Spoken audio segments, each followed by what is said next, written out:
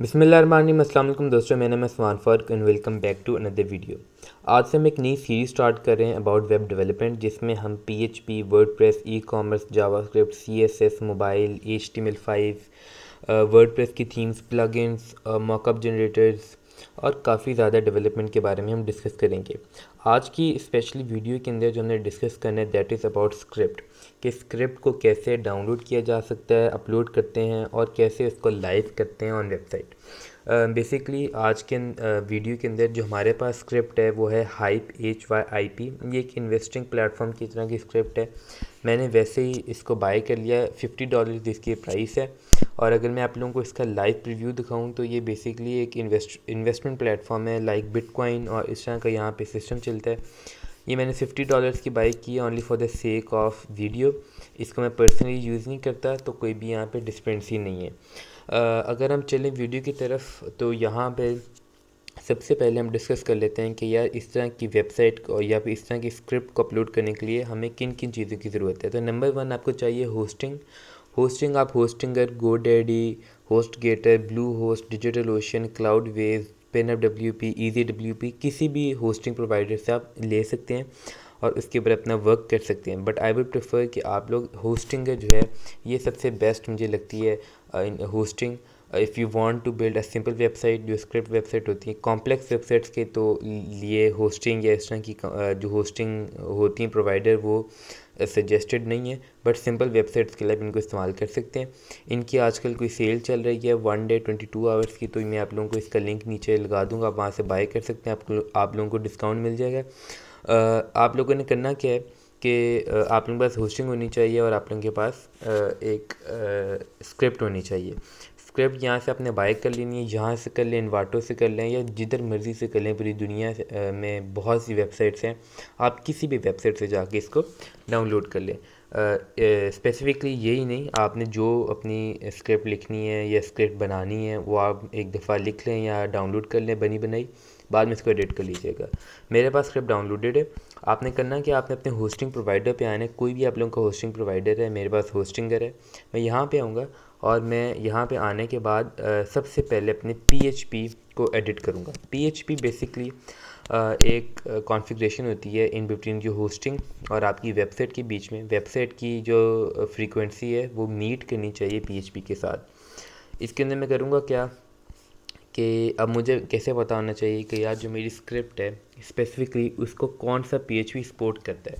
अब या तो ये आपको यहाँ पे कहीं पे लिखा नज़र आ जाएगा वेबसाइट के ऊपर कि इसके लिए कौन सा PHP ज़रूरी है। अगर यहाँ पे नहीं लिखा नज़र आता तो आपकी फ़ाइल के अंदर जहाँ पे आपने इसको डाउनलोड किया है, अगर आप जाएंगे तो वहाँ पे इसको ओपन करें और डॉक्यूमेंटेशन के अंदर आप लोगों को एक ट्यूटोरियल का लिंक मिलेगा। जैसे कि मेरे पास आ रहा है, मैं यहाँ पे जाऊँगा तो यहाँ पे इन्होंने कहीं पे लिखा होगा, ये लिखा हुआ है कि PHP 7.4 और ग्रेटर, यानी कि PHP जो है 7.4 जैसे ज़्यादा होना चाहिए। तो हमारे पास यहाँ पे PHP 8.1 है, तो वेल एंड गुड है, हम इसको 8.1 पे ही रहने देते हैं। हम करेंगे क्या, हम डैशबोर्ड पे आ जाएंगे। आपने अपनी कोई भी पैनल है, सी पैनल है, होस्टिंगर का पैनल है, गोडैडी का पैनल है, उसके आपने पैनल पे आ जाना है और पैनल पे आने के बाद आपने फ़ाइल मैनेजर को क्लिक करना है। फ़ाइल मैनेजर बेसिकली एक होस्टिंग का एक मैनेजर होता है जहाँ से पूरी जो स्पेस है उसका मैनेज किया जाता है और उसकी जो ड्राइव है उसमें जो आपकी जो भी फाइल्स होती हैं उनको आप इजीली मैनेज कर सकते हैं।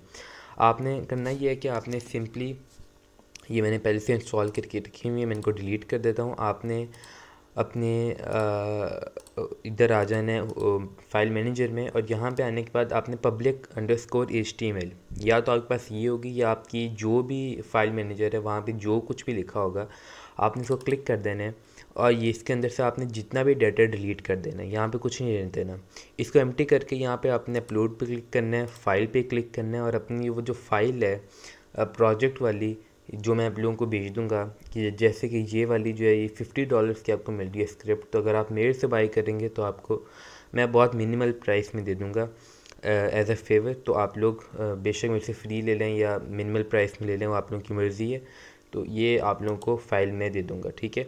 तो ये जो प्रोजेक्ट की फ़ाइल है ये आप लोगों ने यहाँ पे ओपन कर लेनी है, या जो भी आपकी स्क्रिप्ट की फ़ाइल है, प्रोजेक्ट है, एनीथिंग जो मर्ज़ी है जो आपने खुद लिखी है उसको आपने यहाँ पे अपलोड कर लेना है। बट आप लोगों ने अगर खुद लिखी है स्क्रिप्ट तो मेक श्योर करें कि वो स्क्रिप्ट वेल फॉर्मेटेड हो, उसमें कोई एरर ना हो, कोई इसमें लूप होल ना हो, कोई इसके अंदर मसला ना हो, वरना आगे चल के आप लोगों को मसला हो सकता है।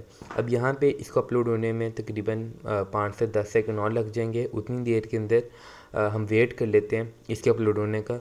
और ये जैसे अपलोड हो जाएगी तो आप लोगों ने करना ये है कि जो अपनी ज़िप फाइल है उसको आप लोगों ने एक्सट्रैक्ट कर लेना है, और आप लोगों ने इसको एक्सट्रैक्ट करना है अपने public_html के अंदर, ठीक है, या जो भी आप लोगों का है। और यहाँ पे इसका आप लोगों ने एक नाम दे देना है, जैसे मैं इसका नाम दे रहा हूँ, और इसको आप लोगों ने एक्सट्रैक्ट कर लेना है। एक्सट्रैक्ट करने के बाद आपने जो अपना ज़िप वाला फ़ोल्डर है उसको डिलीट कर देना है और अपने प्रोजेक्ट वाले फ़ोल्डर में जाना है। और ये जो जितनी भी फाइल्स हैं ना इनको आप लोगों ने Ctrl+A एंड Ctrl+C यानी कि आप लोगों ने सिलेक्ट ऑल करके कॉपी कर लेनी है, और इन सब को आपने मूव कर देना है अपने public_html के अंदर, ठीक है। public_html के अंदर आपने इन सब को मूव कर देना है। जब आप इन सब को वहाँ पे मूव कर लेंगे तो यहाँ पे आपकी स्क्रिप्ट इंस्टॉल हो चुकी है, यानी कि अब आपकी वेबसाइट रेडी है लॉन्च होने के लिए।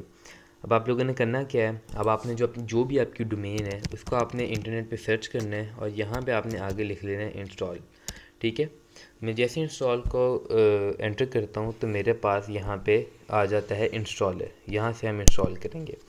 अब यहाँ पे पहुँचने के बाद जो सेकंड स्टेप है वो ये है कि हमें एक डेटाबेस क्रिएट करनी है। डेटाबेस बेसिकली होती है जहाँ पे आप अपनी होस्टिंग में से कुछ स्पेस निकाल के डेडिकेट करते हैं किसी एक वेबसाइट को। तो मेरे पास ये जो होस्टिंग प्लान है इसके अंदर 100 जीबीज़ हैं, तो मैं 100 जीबीज़ में से कुछ जीबीज़ जो है वो इस वेबसाइट को डेडिकेट कर दूँगा। उसके लिए करना क्या, आपने अपने जो भी आपका होस्टिंगर का या जो भी आपका पैनल है वहाँ पे आपने आना है और डेटाबेसेस में चले जाना है, ठीक है। डेटाबेसेस में चले जाने के बाद आपने एक नई डेटाबेस और नया SQL यूज़र क्रिएट करना है। मेरे पास यहाँ पे ये कंबाइंड ही क्रिएट होगा, आपके पास जिस तरह मर्ज़ी क्रिएट होता है आपने उसको इस तरह लेके चलना है। मैं यहाँ पे इसको HYP के नाम से कर लेता हूँ, यूज़र नेम भी इस नाम से कर लेता हूँ, और पासवर्ड मैं रेंडमली यहाँ से सिलेक्ट कर लेता हूँ और यहाँ से पासवर्ड मैं कॉपी भी कर लूँगा और मैं इसको यहाँ पे क्रिएट कर लूँगा, ठीक है। तो इस तरह मेरी डेटाबेस और डेटाबेस का यूज़र जो है वो क्रिएट हो जाएगा। जैसे मेरा ये क्रिएट हो जाएगा नीचे हाइप के नाम से, तो मैं क्या करूँगा, मैं एंटर PHP माई एडमिन में जाऊँगा और यहाँ पे जाके आप लोगों ने डेटाबेस के अंदर अपनी एक फ़ाइल होती है database.sql नाम की, ये या तो आप लोगों को अपने फाइल मैनेजर में यहाँ पे कहीं पे मिल जाएगी। अगर आप लोगों को यहाँ पे नहीं मिलेगी तो it will be inside the folder, जो आप लोगों को फोल्डर मिलते हैं। आपने मेन फाइल में जाना है, प्रोजेक्ट में जाना है, ठीक है। और अगर आप प्रोजेक्ट में जाएंगे तो या तो यहाँ पे आपको मिल जाएगी, यहाँ पे नहीं मिलेगी तो आप यहाँ पे डॉक्यूमेंटेशन में जा सकते हैं, ठीक है। आप मतलब अपनी बेशक फ़ाइल में चले जाएं और फाइल में जाके सर्च कर लें। सर्च क्या करना है आप लोगों को, मैं यहाँ पे नोटपैड में लिख के दिखा देता हूँ। आपने सर्च करना है database.sql, ठीक है। आप लोगों ने ये सर्च करना है। जब आप ये सर्च करेंगे तो आपने इस फाइल को इंपोर्ट करना है। कैसे करना है मैं बताता हूँ। तो यहाँ पे मैं अपनी फ़ोल्डर में जाता हूँ और मेरा फ़ोल्डर आ गया मेन फाइल डॉक्यूमेंटेशन। मैं यहाँ से जाऊँगा, लेट से मेन फाइल के अंदर हम चलते हैं प्रोजेक्ट में। ये ज़रा ढूंढना पड़ता है पर मिल जाता है। सो I will go in downloads और मैं जाऊँगा प्रोजेक्ट वाले फ़ोल्डर में। यहाँ पे मैं जाऊँगा इंस्टॉल में और SRC एंड डाटाबेस मुझे मिल गई, ठीक है। अब मैं करूँगा क्या, मैं यहाँ पे जाऊँगा इंपोर्ट में और यहाँ पे मैं जाके लिखूँगा चूज़ फाइल। चूज़ फाइल में मैं जाके वही वाली जो अपनी फ़ाइल है जो मैंने पहले लोकेट की थी उसी को मैं सिलेक्ट कर लूँगा, ठीक है। पहले मैंने सिर्फ लोकेट की थी, अब मैंने इसको सिलेक्ट कर लिया। इसको अपलोड करने के बाद आपने किसी बटन को क्लिक नहीं करना और गो को क्लिक कर देना है। इससे आपकी डेटाबेस जो है वो क्रिएट हो जाएगी और उसके अंदर आपकी क्यूरीज़ जो है वो एंटर हो जाएंगी। ये मेरे पास 134 क्यूरीज़ इसमें एंटर हो चुकी हैं और एग्जीक्यूट भी हो चुकी हैं। तो यहाँ पे आप देख सकते हैं, इसको मैं अगर रीलोड करूँ तो ये है मेरे पास सारी की सारी मेरी आ चुकी हैं, ठीक है। मेरी जो स्क्रिप्ट है उसकी क्यूरीज़।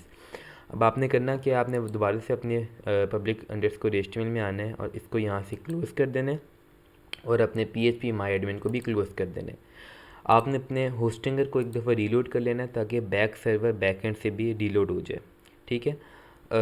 जो भी आपका पैनल है इसको आपने एक दफ़ा रीलोड कर लेना है। उसके बाद आपने इंस्टॉलर पे दोबारा वापस आना है और एक दफ़ा इसको भी रीलोड कर लेना है। इसको रीलोड करने के बाद आपने अपने डेटाबेस का नेम ऐड करना है, जो मैंने पहले ऐड किया था। आपकी डेटाबेस का नेम आपको यहाँ से मिल जाएगा, ठीक है। तो माई एसक्यूएल डेटाबेस के अंदर ये मेरी डेटाबेस का नेम है। इसको मैं यहाँ से मैं कॉपी कर लूँगा और यहाँ पे मैं पेस्ट कर दूँगा। डेटाबेस होस्ट यहाँ पे मोस्ट प्रोबेबली लोकल होस्ट होता है, ठीक है। हर वेबसाइट या हर होस्टिंग प्रोवाइडर का लोकल होस्ट नहीं होता, कुछ का होता है कुछ का नहीं होता। तो आप अपनी गूगल पे सर्च कर सकते हैं। जैसे कि मैं कहता हूँ कि यार GoDaddy का कौन सा होस्ट है, तो GoDaddy होस्ट नेम मैं यहाँ पे सर्च करूँगा तो यहाँ पे मुझे पता चल जाएगा कि GoDaddy का जो होस्ट नेम है वो क्या है। आपको थोड़ी सर्च करनी पड़ेगी, तो यहाँ पे आप लोगों को अपना आपको मिल जाएगा, इनकी वेबसाइट में मिल जाएगा, ये किसी भी तरह मिल जाएगा और आप लोगों को थोड़ी सी सर्च करनी पड़ेगी, ठीक है। पर 99% ऑफ होस्टिंग प्रोवाइडर्स जो हैं उनका लोकल होस्ट होता है। आपने लोकल होस्ट यहाँ पे लिख लेना है। डेटाबेस यूज़र के अंदर आपने यूज़र का नेम यहाँ से कॉपी करना है और वहाँ पे जाके पेस्ट कर देना है। आप यहाँ पे जब ये पेस्ट करेंगे तो आपने पासवर्ड में जाना है और पासवर्ड में जाने के बाद आप लोगों ने यहाँ से इसको कर लेना है चेंज पासवर्ड, क्योंकि मुझे पिछला पासवर्ड भूल गया। मैं यहाँ से कोई भी रैंडम पासवर्ड सेलेक्ट करूँगा, उसको यहाँ से मैं कॉपी कर लूँगा। कॉपी करने के बाद मैं इसको अपडेट कर दूँगा। यहाँ से जब मेरा डाटा अपडेट हो जाएगा मैं इंस्टॉलर में जाके पासवर्ड को पेस्ट कर दूँगा और मैं इंस्टॉल नाउ को क्लिक कर दूँगा। जब मैं इंस्टॉल नाउ को क्लिक करूँगा तो मुझे कह रहा है कि please check your database credential. I think कि कोई प्रॉब्लम आ चुकी है, हम दोबारा से देख लेंगे क्या मसला है। हम पहले पासवर्ड को पेस्ट कर लेंगे, इसके बाद हम जाएंगे डेटाबेस यूज़र में, यूज़र का नाम, डेटाबेस होस्ट लोकल होस्ट है,